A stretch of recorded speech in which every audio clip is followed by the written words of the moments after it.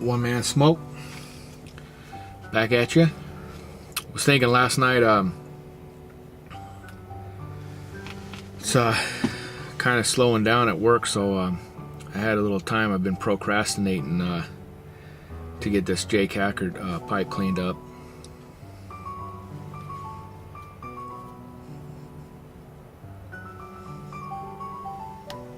And so I finally started on it a couple days ago. And here's the end result.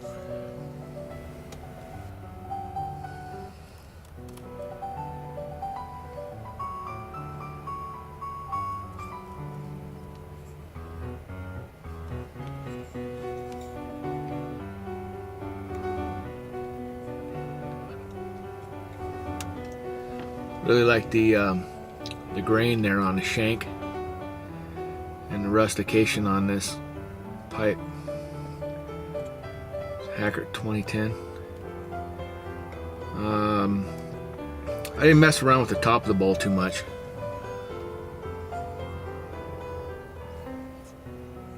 But I'm happy with the way it came out. I decided to go ahead and take all the carbon buildup, the cake out of it, just because the ghost, what he was smoking, the tobacco that he was smoking in there was really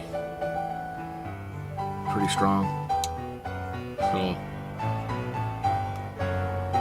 and it was pretty nasty inside. Smells like raw briar now.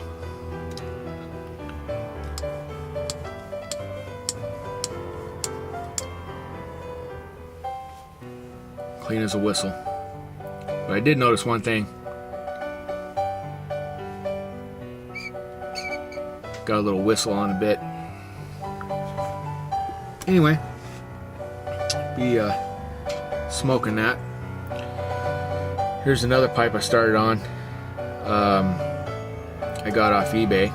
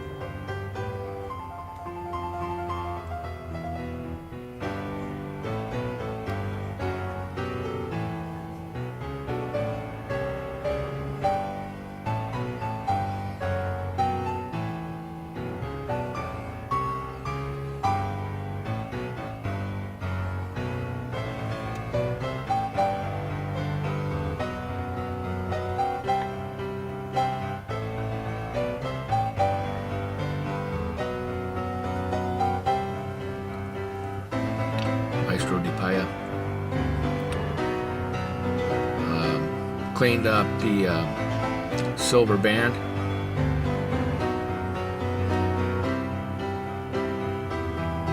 With a little bit of toothpaste. The silver dot there came out nice.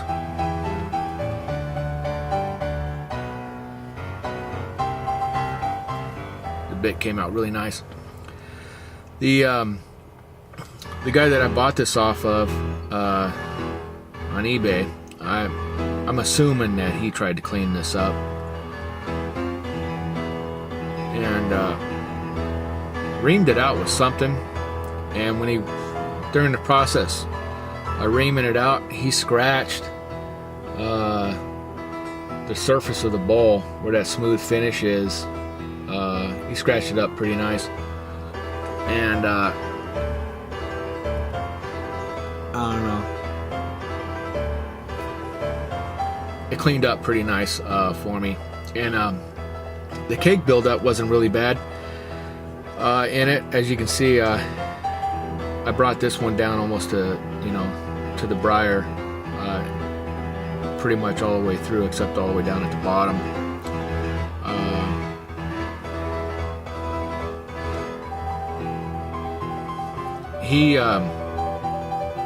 If my nose isn't mistaken, was smoking. Somebody was smoking Virginias out of this pipe, and when I was cleaning it out with the Dremel tool, I smelled cherry aromatic was originally smoked in this thing. I've got that just completely. I mean, this pipe, there's no tobacco smell in it at all. So you know, a lot of people, they would say, you know, leave the cake in there, it's a good thing, and yes, that's true. But you know, when I buy estate pipes, when I do, you know, there's one thing about ghosting. I don't smoke aromatics. I don't want to be smoking, you know, some Northwoods or something in here with a cherry tint to it. So, you know, there's nothing wrong with it. It's not, you know, ruining or destroying the briar. Woo! The cipher. Where are you? Alex. It's contagious. I don't know what that was about. Anyway, so, you know, that's what I like to do. I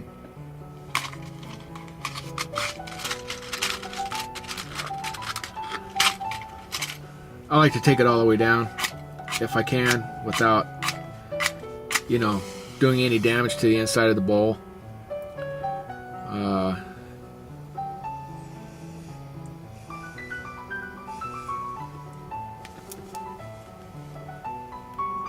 Each to their own, I guess.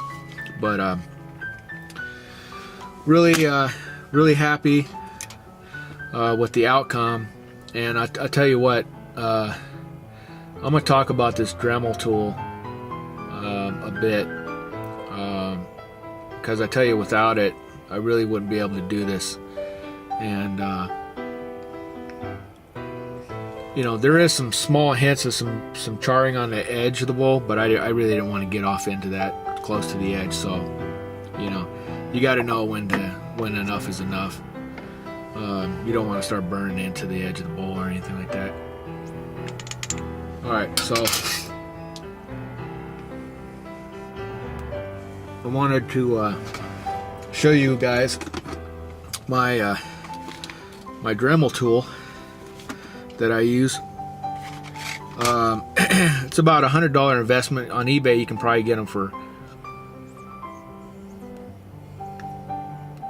65, 75 bucks or something like that. I don't know, cheaper maybe. I just went to Home Depot and got mine one time when I was at work. I needed it.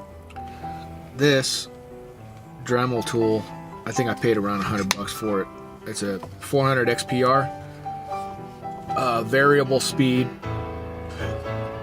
It's got the variable speeds up here, and I'm not sure how many RPMs it goes up to, man, but it maybe 10,000 RPMs. Not 100% sure on that. But at any rate, there's more than enough power in this little thing to burn a hole right through your pipe. So there's no question about, you know, if you have enough high RPMs, it goes all the way up to 3,000 RPMs, which is, you know, I think standard for you know, most buffing wheels, grinding wheels, stuff like that, that, you know, most people do most of the work on. And Dremel, I got this this wand that attaches to it, and this thing right here, man, I'll tell you what, you know, versus holding this in your hand trying to do something, because this thing after a while gets heavy and it's awkward. But this deal right here, and you know, Dremel, they just came out with this new quick attachment. You just pull it down and fit your bits onto it, which is a lot nicer. Before they were using kind of like a quick chuck, and you know, that's pretty nice too. But this thing here is even nicer than that. You know, and I think that's kind of like an upgrade. You know, I think it's maybe around 14 bucks for this piece here. I'm not 100% sure on that. This deal here, this is like a little, get it in a shot here, little buffing pad. You can put your little compounds on here, and it just goes on like that, and you you're good to go. Clean your bits up, polish your your briar up. You can get 2 or 3 of those. Put different grades of rubbing compound out there, buffing compound, and do everything basically that you need to do on a pipe. You don't have to get into some heavy duty shop equipment. I've got a lot of, now this is what I use for the inside of the briar, the bowl, is these different, these are kind of beat up, man, because I did my Dunhill on this one, but these little like bristle pads, and these fit right in, and this one's a real heavy duty one that I haven't really used. It's pretty gnarly, so I don't want to make any indentations or anything like that. But mostly what I've been using is like something here in the medium range, where I have a lot of control over what I'm getting into. Like I said, this machine is powerful. The briar's not as much of an issue as it is with working with acrylics or ebonite or other materials. You burn your bit up if you're not careful working with these. So always start off slow and with a softer grade at first to see how it's going to affect. And you don't want to ever sit in one place on it. You always want to keep moving on it and don't apply too much pressure. But there's a lot of different lot of options with this tool. Like this right here is a wire brush that you can get right down into the bowl if you want. But these things here work pretty good, getting down to the bottom of the bowl. Like I said, once you put that in there, this will fit right down in there. And let me show you real quick.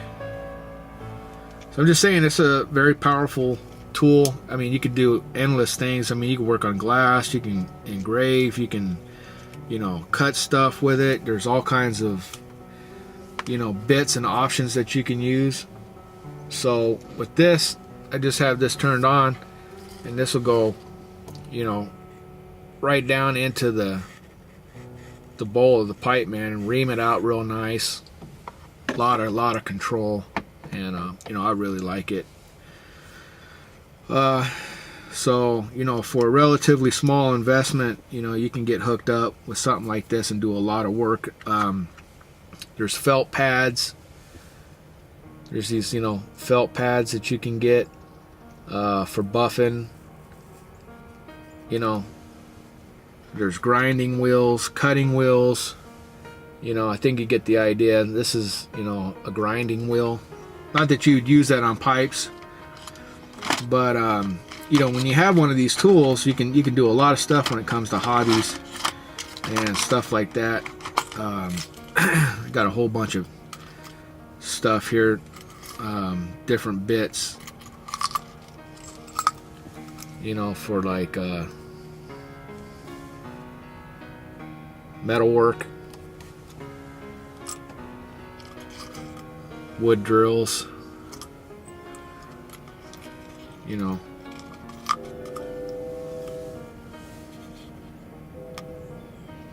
more metal work, endless accessories that you can buy for this thing. So take a look at the Dremel. You can even do routers, doing router work on wood and that. It's got a little adapter you just put on there, and a lot of control. Cutting wheels. So that's the Dremel. And with these I also got this little pad right here, this little felt pad, for getting in the smaller areas. I was using this one for to buff out the scratches on my Breitling with the silver bracelet. But these pads right here, if I'm not mistaken, they come in a thicker width as well. And these are, you know, pretty much made out of the same material that most buffing, you know, pads are made out of. It's a cotton material or something like that. But you know, you can basically do anything you want to a pipe with this. And you know, thing is, you know, you don't need a whole bunch of heavy-duty stuff for the garage or anything like that. You can do it all right here. And I keep this stuff in a little toolbox, all my stuff right here, and I use it for work. So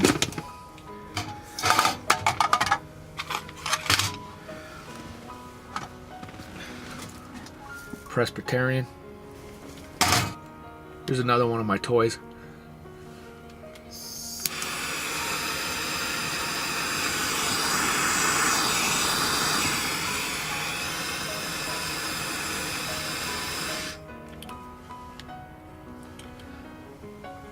$2,000 pen torch. Shrink tubing and soldering. I use it for work and stuff.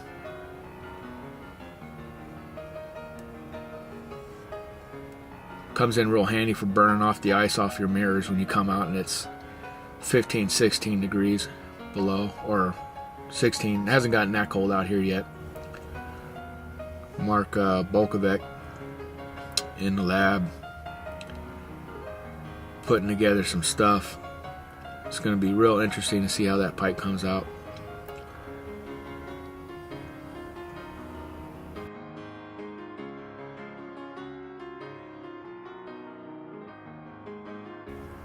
Talked to T-Row today. They had an accident. Their compressor blew a gasket or something in the garage of the house that they were painting in, and blew paint everywhere, all inside the garage. When I talked to him, he was on his way back over there. Vaps was over there cleaning everything up. So I guess that's about it for me. Pick yourself up one of those Dremel tools. Really nice. I mean, you can basically just do anything that you want to do with one of those things. I mean, matter of fact, I forgot to mention that Jake makes all his rustication. He does this with the Dremel. And so yeah,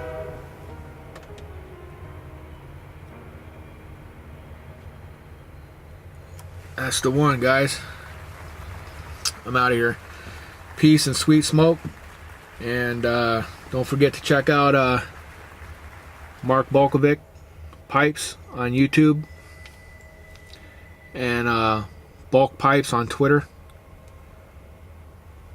The man is coming up with some real masterpieces. I'm out.